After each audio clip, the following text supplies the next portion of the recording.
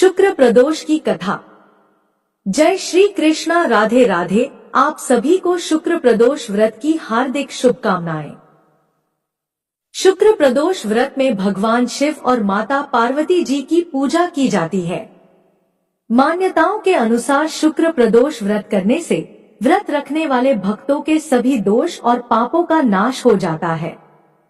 इस व्रत को करने से सुहागिन महिलाओं का सुहाग सदा अटल रहता है।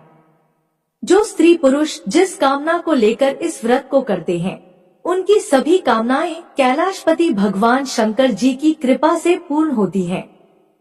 सूत जी कहते हैं कि त्रयोदशी व्रत करने वाले को 100 गौदान का फल भी प्राप्त होता है। इस व्रत को जो भी विधि विधान और तन, मन, धन से करता है, उसके सभी दुख दूर हो जाते हैं। आज की इस वीडियो में मैं आपको सुनाने जा रही हूँ शुक्र प्रदोष व्रत की बड़ी ही दुर्लभ कथा। आप सभी भक्तजन इन कथाओं को बड़ी ही श्रद्धा और प्रसन्नचित्त मन से सुनिएगा। एक बार प्रेम से बोलिए भगवान भोलेनाथ की जय। स्कंद पुराण के अनुसार सूत जी कहते हैं कि विदर्भ देश में सत्यव्रत नाम से प्रसिद्ध एक राजा थे। धर्म पूर्वक राज्य करते हुए उनका बहुत सा समय सुखपूर्वक बीत गया। एक समय शाल देश के राजाओं ने विदर्भ देश पर आक्रमण कर दिया। उनके बीच भयंकर युद्ध हुआ।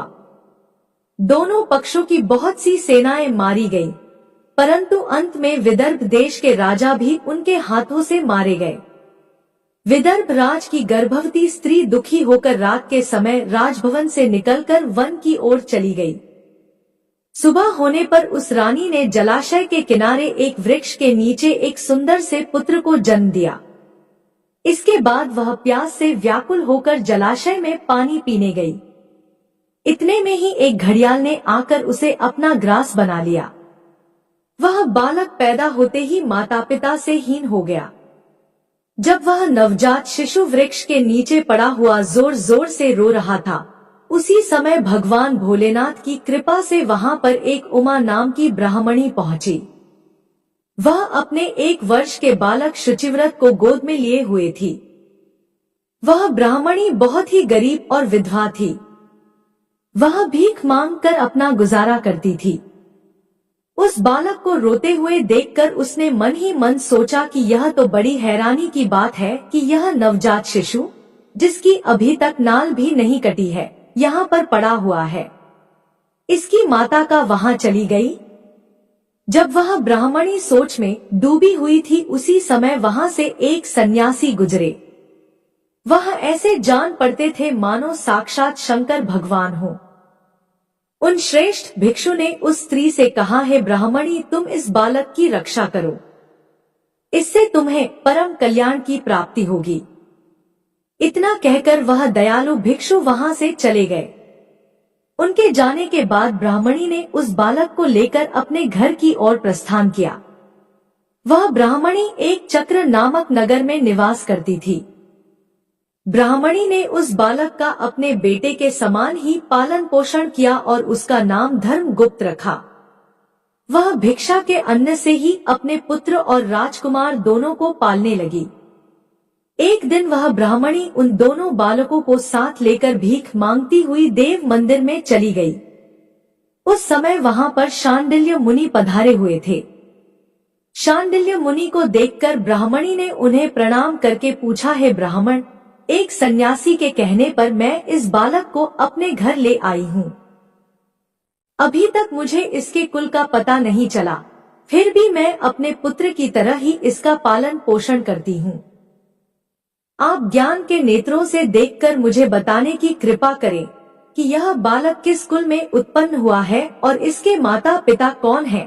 तब मुनिवर बोले, यह विदर्भ देश के राजा का पुत्र है। इतना कहकर शांडिल्य मुनि ने उस बालक के पिता के युद्ध में मारे जाने तथा उसकी माता के ग्रह द्वारा ग्रस्त होने का सब समाचार पूर्ण रूप से बताया। यह सुनकर ब्राह्मणी को और भी आश्चर्य हुआ। फिर उसने प्रश्न किया, है महामुनि, वह राजा सभी भोगों को छोड़कर युद्ध में क्यों मारे गए और इस बालक को यह दृढ़ता कैसे प्राप्त हुई? यह अपने राज्य को कैसे प्राप्त करेगा? यह तो मेरे पुत्र की तरह भिक्षा के अन्न से ही जीवन निर्वाह करता है। इसकी दरिद्रता के निवारण का क्या उपाय है? तब शांडिल्य मुनि बोले, इस राजकुमार के पिता विदर्भराज पूर्व जन्म में पांडे देश के राजा थे। एक दिन प्रदोष काल में राजा बड़ी भक्ति भाव से त्रिलोकीनाथ महादेव जी की आराधना में मग्न थे। उसी समय उनके नगर में बड़ा भारी कोलाहल मचा। उस शोर को सुनकर राजा ने बीच में ही भगवान शंकर की पूजा को छोड़ दिया और राजभवन से बाहर निकल गए। इसी समय राजा का मंत्री शत्रु को पकड़कर उनके समीप ले आया। वह शत्रु पांड्य राज्य का सामंत था। उसे देखते ही राजा ने क्रोध पूर्वक उसका मस्तक कटवा दिया। शिव पूजा को छोड़कर नियम को समाप्त किए बिना ही राजा ने रात में भोजन भी कर लिया। इसी प्रकार राजकुमार भी प्रदोष काल में भगवान शिव की पूजा किए बिना ही भोजन करके सो गया। वही राजा अगले जन्म में विदर्भराज हुआ। शिव पूजा में विघ्न होने के कारण शत्रुओं ने उसके सुख भोग के बीच में ही मार डाला। पूर्व जन्म में जो उसका पुत्र था, इस जन्म में भी राजा का वही पुत्र है। भगवान शिव की पूजा का उल्लंघन करने के कारण यह दरिद्रता को प्राप्त हुआ है। इसकी माता ने पूर्व जन्म में छल से अपनी सौत को मार डाला था। उस महान पाप के कारण ही वह इस जन्म में ग्राह्य के द्वारा मारी गई। हे ब्राह्मणी, तुम्हारा पुत्र पूर्व जन्म में भी एक ब्राह्मण था। इसने अपना सारा जीवन केवल दान लेने में ही बिताया। यज्ञ आदि सत्कर्म नहीं किए, इसलिए यह दरिद्रता को प्राप्त हुआ है। उस दोष के निवारण के लिए अब यह भगवान शंकर की शरण में जाए। यदि यह दोनों बालक प्रदोष के दिन भगवान शंकर का पूजन करते रहें, तो वर्ष भर के भीतर ही इनकी दरिद्रता का नाश होगा और राज्य सुख की प्राप्ति होगी। इस प्रकार शरण में आई हुई ब्राह्मणी को मधुर वचनों द्वारा आश्वासन देकर शांडिल्य मुनि ने उनके दोनों बालकों को भगवान शंकर की आराधना के मंत्र का उपदेश दिया। उसके बाद ब्राह्मणी अपने दोनों बालकों को लेकर वहां से चली गई। 4 मास बाद एक दिन ब्राह्मण का पुत्र नदी में स्नान करने गया। वहां उसे धन से भरा हुआ एक घड़ा मिला, जिसे लेकर वह अपनी माँ के पास गया। माँ धन से भरे हुए घड़े को देखकर खुश हो गई और उसने कहा, इसे अपने भाई के साथ आधा आधा बांट लो। मगर धर्मगुप्त ने इस धन में हिस्सेदारी से मना करते हुए कहा, मैं किसी अन्य के भाग्य का भागी नहीं हो सकता। प्रत्येक व्यक्ति स्वयं के कर्म का फल भोगता है। इस प्रकार प्रसन्नता पूर्वक भगवान शंकर की पूजा करते हुए उन दोनों कुमारों का 1 वर्ष व्यतीत हो गया। एक दिन ब्राह्मण का पुत्र और राजकुमार वन में घूमने गए। मार्ग में उन्होंने देखा कि अनेक गंधर्व कन्याएं आपस में खेल रही थी। ब्राह्मण कुमार वहीं पर रुक गया और राजकुमार से बोला, हमें इससे आगे नहीं जाना चाहिए। यह गंधर्व कन्याएं हैं, किसी को भी अपनी ओर आकर्षित कर सकती हैं। मगर राजकुमार निडर होकर आगे बढ़ता गया। जब मुख्य गंधर्व कन्या ने राजकुमार धर्मगुप्त को देखा, तो वह उसके प्रति आकर्षित हो गई। उसने अपनी सभी सखियों को फूल चुनने के लिए भेज दिया और राजकुमार के पास आने की प्रतीक्षा करने लगी। उसे अकेला देखकर राजकुमार उसके पास गया और उससे बातचीत शुरू की। उसने बताया, मैं विदर्भ देश का राजकुमार हूँ। मेरे माता पिता अब इस संसार में नहीं है और शत्रुओं ने हमारे राज्य पर कब्जा कर लिया है। तब कन्या ने अपना परिचय देते हुए कहा, मैं विदर्भ नामक गंधर्व की पुत्री हूँ। मेरा नाम अंशुम है और मैं गायन में प्रवीण हूँ। उसने यह भी कहा, मैं आपसे विवाह करना चाहती हूँ। इतना कहकर उसने अपनी मोतियों की माला निकालकर राजकुमार को पहना दी। तब राजकुमार ने पूछा, तुम राजपाट गवा चुके राजकुमार के साथ कैसे रह पाओगी और अपने माता पिता की अनुमति के बिना तुम मेरे साथ कैसे आ सकती हो? इस पर अंशुम ने बोला, चाहे जो हो जाए मैं वही करूंगी जो मैं चाहती हूँ। तुम 2 दिन बाद प्रातःकाल यहाँ आकर मुझसे मिलना। इतना कहकर वह वहां से चली गई। राजकुमार ने वापस आकर ब्राह्मणी और उसके पुत्र को सारी बात बताई। वे दोनों बहुत खुश हुए। 2 दिन बाद राजकुमार पुनः उसी वन में गया। उसने देखा कि अंशुम अपने पिता के साथ उसकी प्रतीक्षा कर रही है। तब गंधर्व राज ने राजकुमार से कहा, मैं कैलाशपुरी गया था। वहां भगवान शिव और माता पार्वती ने मुझे बुलाकर कहा कि धर्मगुप्त नामक राजकुमार राज्य से विहीन होकर भटक रहा है। जाओ और उसका राज्य पुनः प्राप्त करने में उसकी सहायता करो। मैं उनकी आज्ञा के अनुसार अपनी पुत्री अंशुम का हाथ तुम्हारे हाथ में दे रहा हूँ और राज्य प्राप्त करने में मैं तुम्हारी सहायता करूँगा। मेरी पुत्री 10,000 वर्ष तक तुम्हारे साथ इस पृथ्वी पर रहेगी और जब तुम शिवलोक में जाओगे तब भी वह इसी काया में तुम्हारे साथ ही रहेगी। भगवान शिव के आदेशानुसार धर्मगुप्त और अंशुम का विवाह हो गया। अंशुम के पिता ने अपनी गंधर्व सेना भी राजकुमार को दे दी। सेना की सहायता से उसने अपने शत्रुओं को परास्त कर दिया और अपने पिता का खोया हुआ राज्य उन्हें प्राप्त कर लिया।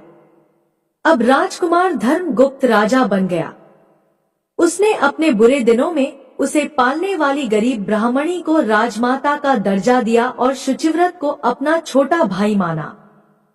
इस प्रकार नियमित रूप से प्रदोष व्रत करने से ब्राह्मणी, उसके पुत्र शुचिव्रत और राजकुमार धर्मगुप्त को धन, धान्य तथा सुख संपत्ति की प्राप्ति हुई।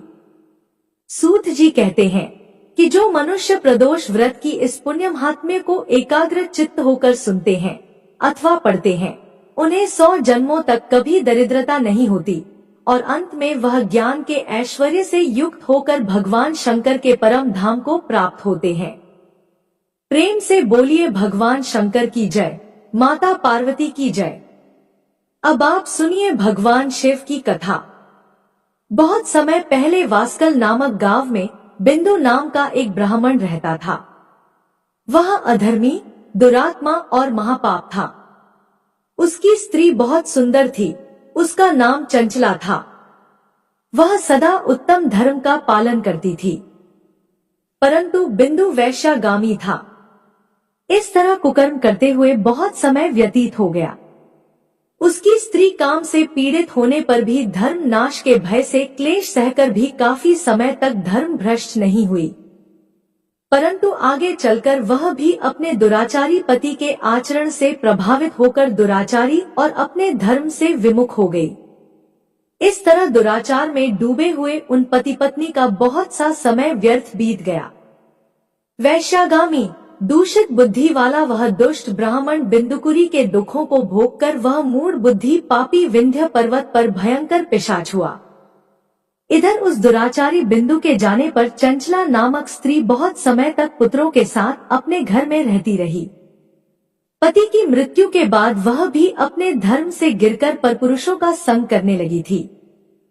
सती विपत्ति में भी अपने धर्म का पालन करना नहीं छोड़ती। यही तो तप है। कठिन तो होता है, लेकिन इसका फल मीठा होता है। एक दिन देव योग से किसी पुण्य पर्व के आने पर वह अपने भाई बंधुओं के साथ गोकर्ण क्षेत्र में गई। उसने तीर्थ के जल में स्नान किया और जनों के साथ यहाँ वहाँ घूमने लगी। वह एक देव मंदिर में गई। वहाँ उसने एक ब्राह्मण के मुख से भगवान शिव की परम पवित्र एवं मंगलकारी कथा सुनी। ब्राह्मण कह रहे थे कि जो स्त्रियां व्यभिचार करती हैं, वे मरने के बाद जब यमलोक जाती हैं, तब यमराज के दूत उन्हें तरह तरह से यंत्रणा देते हैं। वे उसके कामांगर के डंडों से दागते हैं, तप्त लौह के डंडों से उनका संसर्ग कराते हैं। यह सारे दंड इतनी वेदना देने वाले होते हैं कि जीव पुकार पुकार कर कहता है कि अब वह ऐसा नहीं करेगा, लेकिन यमदूत उसे छोड़ते नहीं हैं। कर्मों का फल तो सभी को भोगना पड़ता है। देव, ऋषि, मनुष्य सभी इससे बंधे हुए हैं। ब्राह्मण के मुख से यह वैराग्य बढ़ाने वाली कथा सुनकर चंचला भय से व्याकुल हो गई। कथा समाप्त होने पर सभी लोग वहां से चले गए। तब कथा बांचने वाले ब्राह्मण से चंचला ने कहा, हे ब्राह्मण, धर्म को न जानने के कारण मेरे द्वारा बहुत बड़ा दुराचार हुआ है। स्वामी, मेरे ऊपर कृपा कर मेरा उद्धार कीजिए। आपके प्रवचन को सुनकर मुझे इस संसार से वैराग्य हो गया है। मैं मूढ़ चित्त वाली पापिनी को धिक्कार है, मैं निंदा के योग्य हूँ। मैं बुरे विषयों में फंसकर अपने धर्म से विमुख हो गई थी। कौन मुझ जैसी मार्ग में मन लगाने वाली पापिनी का साथ देगा? जब यमदूत मेरे गले में फंदा डालकर मुझे बांधकर ले जाएंगे और नरक में मेरे शरीर के टुकड़े करेंगे, तब मैं कैसे उन महायातनाओं को सहन कर पाऊंगी? मैं सब प्रकार से नष्ट हो गई हूँ। अभी तक मैं हर तरह से पाप में डूबी रही हूँ। हे ब्राह्मण, आप मेरे गुरु हैं, आप ही मेरे माता पिता हैं। मैं आपके शरण में आई हूँ। मुझ अबला का अब आप उद्धार कीजिए। इस प्रकार विलाप करती हुई चंचला ब्राह्मण देवता के चरणों में गिर पड़ी। तब ब्राह्मण ने उसे कृपा पूर्वक उठाया और इस प्रकार कहा, नारी, तुम सौभाग्यशाली हो जो भगवान शंकर की कृपा से तुमने वैराग्य पूर्ण यह कथा सुनी है और कथा को सुनकर समय से अपनी गलती का एहसास कर लिया है। तुम डरो मत और भगवान शिव की शरण में जाओ। उनकी परम कृपा से तुम्हारे सभी पाप नष्ट हो जाएंगे। मैं तुम्हें भगवान शिव की कथा सहित वह मार्ग बताऊंगा जिसके द्वारा तुम्हें सुख देने वाली उत्तम गति प्राप्त होगी। शिव कथा सुनने से तुम्हारी बुद्धि शुद्ध हो गई है और तुम्हें पश्चाताप हुआ है तथा मन में वैराग्य उत्पन्न हुआ है। पश्चाताप ही पाप करने वाले पापियों के लिए सबसे बड़ा प्रायश्चित है। जो मनुष्य अपने कुकर्म के लिए प्रायश्चित नहीं करता, वह उत्तम गति प्राप्त नहीं करता, परंतु जिसे अपने कुकृत्य पर हार्दिक पश्चाताप होता है, वह अवश्य ही उत्तम गति का भागीदार होता है। इसमें कोई शक नहीं है। शुद्ध चित्त में ही भगवान शिव और माता पार्वती का वास होता है। वह शुद्ध आत्मा पुरुष सदा शिव के पद को प्राप्त होता है। इस कथा का श्रवण सभी मनुष्यों के लिए कल्याणकारी है, अतः इसकी आराधना और सेवा करनी चाहिए।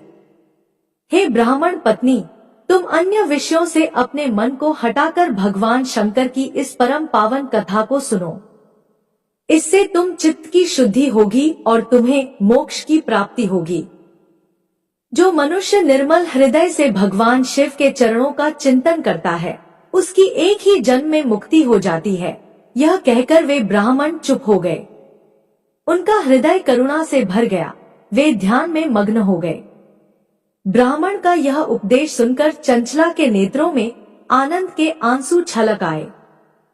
वह हर्ष भरे हृदय से ब्राह्मण देवता के चरणों में गिर गई और हाथ जोड़कर बोली, मैं कृतार्थ हो गई। हे ब्राह्मण, शिव भक्तों में श्रेष्ठ स्वामी, आप धन्य हैं। आप परमार्थदर्शी हैं और सदा परोपकार में लगे रहते हैं। साधु, मैं नरक के समुद्र में गिर रही हूँ, कृपा करके मेरा उद्धार कीजिए। जिस पौराणिक और अमृत के समान कथा की बात आपने की है, उसे सुनकर ही मेरे मन में वैराग्य उत्पन्न हुआ। उस अमृतम कथा को सुनने के लिए मेरे मन में बड़ी श्रद्धा हो रही है। कृपया आप मुझे उसे सुनाइए। कथा सुनने की इच्छा मन में लिए हुए चंचला उन ब्राह्मण देवता की सेवा में वहीं रहने लगी। उस गोकर्ण नामक महाक्षेत्र में उन ब्राह्मण देवता के मुख से चंचला भगवान शिव की भक्ति, ज्ञान और वैराग्य बढ़ाने वाली और मुक्ति देने वाली परम उत्तम कथा सुनकर कृतार्थ हुई। उसका चित्त शुद्ध हो गया। वह अपने हृदय में शिव के सगुण रूप का चिंतन करने लगी। वह सदैव शिव सच्चिदानंदमय स्वरूप का स्मरण करती थी। इसके बाद अपना समय पूर्ण होने पर चंचला ने बिना किसी कष्ट के अपना शरीर त्याग दिया। उसे लेने के लिए एक दिव्य विमान वहां पहुंचा। यह विमान शोभा साधनों से सजा था और शिव गणों से सुशोभित था। चंचला विमान से शिवपुरी पहुंची। उसके सारे पाप धुल गए। वह दिव्य रूप धारिणी दिव्यांगना हो गई थी। वह गौरांग देवी मस्तक पर अर्धचंद्र का मुकुट और अन्य दिव्य आभूषण पहने शिवपुरी में पहुंची। वहां उसने सनातन देवता त्रिनेत्रधारी महादेव शिव को देखा। सभी देवता उनकी सेवा में भक्ति भाव से उपस्थित थे। उनकी अंग कांति करोड़ों सूर्य के समान प्रकाशित हो रही थी। 5 मुख और हर मुख में 3-3 नेत्र थे। मस्तक पर अर्धचंद्र आकार मुकुट शोभायमान हो रहा था। कंठ में नील चिन्ह, उनके साथ में देवी गौरी विराजमान थी, जो विद्युत पुंज के समान प्रकाशित हो रही थी। महादेव जी की कांति कपूर के समान गौर थी। उनके शरीर पर श्वेत वस्त्र थे तथा शरीर श्वेत भस्म से युक्त था।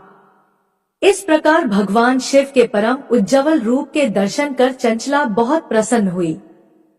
उसने भगवान को बारंबार प्रणाम किया और हाथ जोड़कर प्रेम, आनंद और संतोष से युक्त होकर विनीत भाव से खड़ी हो गई। उसके नेत्रों से आनंद के आंसुओं की धारा बहने लगी।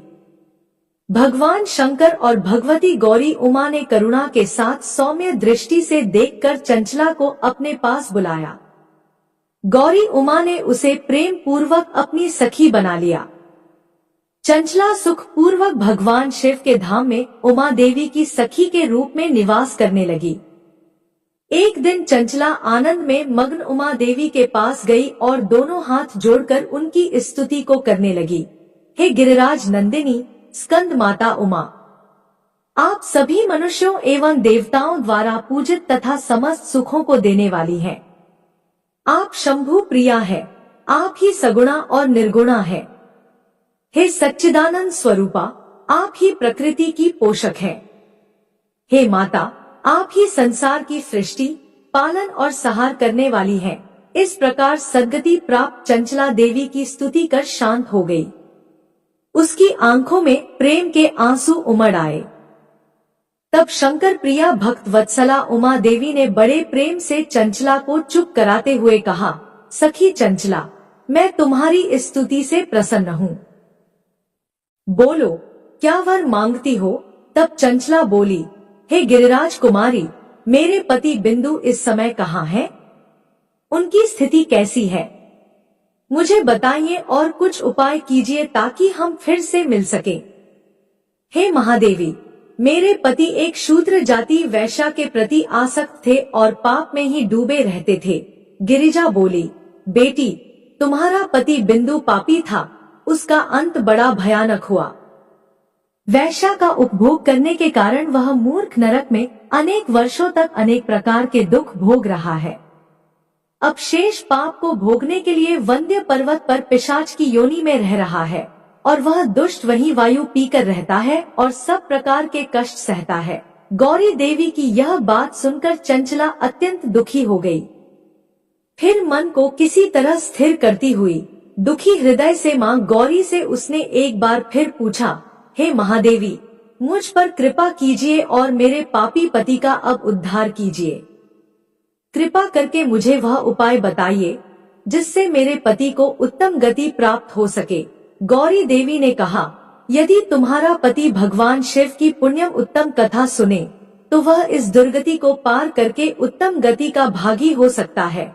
अमृत के समान मधुर गौरी देवी के यह वचन सुनकर चंचला ने दोनों हाथ जोड़कर मस्तक झुकाकर उन्हें बार बार प्रणाम किया और प्रार्थना की कि मेरे पति को भगवान शिव की कथा सुनाने की व्यवस्था कीजिए। ब्राह्मण पत्नी चंचला के बार बार प्रार्थना करने पर शिवप्रिया गौरी देवी ने भगवान शिव की महिमा का गान करने वाले गंधर्व राज तुमरो को बुलाकर कहा, तुमरो, तुम्हारी भगवान शिव में प्रीति है। तुम मेरे मन की सभी बातें जानकर मेरे कार्यों को सिद्ध करते हो, तो मेरी इस सखी के साथ वंद पर्वत पर जाओ। वहां एक महाघोर और भयंकर पिशाच रहता है। पूर्व जन्म में वह पिशाच बिंदुकुरी हो गया था। वह स्नान, संध्या आदि नित्य कर्म छोड़कर अपवित्र रहने लगा। क्रोध के कारण उसकी बुद्धि भ्रष्ट हो गई थी। दर्जनों से उसकी मित्रता तथा सज्जनों से द्वेष बढ़ गया था। वह अस्त्र शस्त्र से हिंसा करता, लोगों को सताता और उनके घरों में आग लगा देता था। चांडाल से दोस्ती करता और वह रोज वैश्या के पास जाता था। पत्नी को त्याग कर दुष्ट लोगों से दोस्ती कर उन्हीं के संपर्क में रहता था। वह मृत्यु तक दुराचार में फंसा रहा। मृत्यु के बाद उसे पापियों के भोग स्थान यमपुरी में ले गए। वहां घोर नरकों को सहकर इस समय वह विद्या पर्वत पर पिशाच बनकर रह रहा है और पापों का फल भोग रहा है। तुम उसके सामने परम पुण्यम पापों का नाश करने वाली भगवान शिव की दिव्य कथा का प्रवचन करो। इस कथा के सुनने से उसका हृदय सभी पापों से मुक्त होकर शुद्ध हो जाएगा और वह प्रेत योनि से मुक्त हो जाएगा। दुर्गति से मुक्त होने पर उस बिंदु नामक पिशाच को तुम विमान पर बिठाकर भगवान शिव के पास ले आना। माँ उमा का आदेश पाकर गंधर्व राज तुमर प्रसन्नता पूर्वक अपने भाग्य की सराहना करते हुए चंचला को साथ लेकर विमान से पिशाच के निवास स्थान विद्या पर्वत पर गया। वहां पहुंचकर उसने विशाल आकृति वाले पिशाच को देखा। उसका शरीर विशाल था, उसकी ठोड़ी बड़ी थी। वह कभी हंसता, कभी रोता, कभी उछलता था। महाबली तुमर ने बिंदुकुरी के पश्चात तुमर ने कथा वाचन के लिए स्थान तलाश कर मंडप की रचना की। शीघ्र ही इस बात का पता लोगों को चल गया कि एक पिशाच के उद्धार हेतु देवी पार्वती की आज्ञा से तुमर भगवान शिव की कथा सुनाने वंद पर्वत पर आया है। उस कथा को सुनने के लोभ से बहुत से देवर्ष वहां पहुंच गए। सभी को आदर पूर्वक स्थान दिया गया। पिशाच बिंदु को आसन पर बिठाया गया और तब तुमर ने परम उत्तम भगवान शिव की अमृत कथा का गान शुरू किया, जिससे सभी श्रोता कृतार्थ हो गए। परम पुण्यम कथा को सुनकर पिशाच सभी पापों से मुक्त हो गया और उसने पिशाच शरीर का त्याग कर दिया। शीघ्र ही उसका रूप दिव्य हो गया, उसका शरीर गौर वर्ण का हो गया। शरीर पर श्वेत वस्त्र एवं पुरुषों के आभूषण आ गए। इस प्रकार दिव्य देहधारी होकर बिंदु अपनी पत्नी चंचला के साथ स्वयं भी भगवान शिव का गुणगान करने लगा। उसे दिव्य रूप में देखकर सभी को बहुत आश्चर्य हुआ। उसका मन परम आनंद से परिपूर्ण हो गया। सभी भगवान महेश्वर के अद्भुत चरित्र को सुनकर कृतार्थ होकर उनका यशोगान करते हुए अपने अपने धाम को चले गए। बिंदु अपनी पत्नी चंचला के साथ विमान में बैठकर शिवपुरी की ओर चल दिया। महेश्वर के गुणों का गान करता हुआ बिंदु अपनी पत्नी चंचला और तुमर के साथ शीघ्र ही शिवधाम पहुंच गया। भगवान शिव और देवी पार्वती ने उसे अपना पार्षद बना लिया। दोनों पति पत्नी सुखपूर्वक भगवान महेश्वर एवं देवी गौरी के श्री चरणों में अविचल निवास पाकर धन्य हो गए। बोलिए उमा महेश्वर भगवान की जय। हर हर महादेव। अगर वीडियो पसंद आई तो हमारे चैनल को सब्सक्राइब करें। धन्यवाद।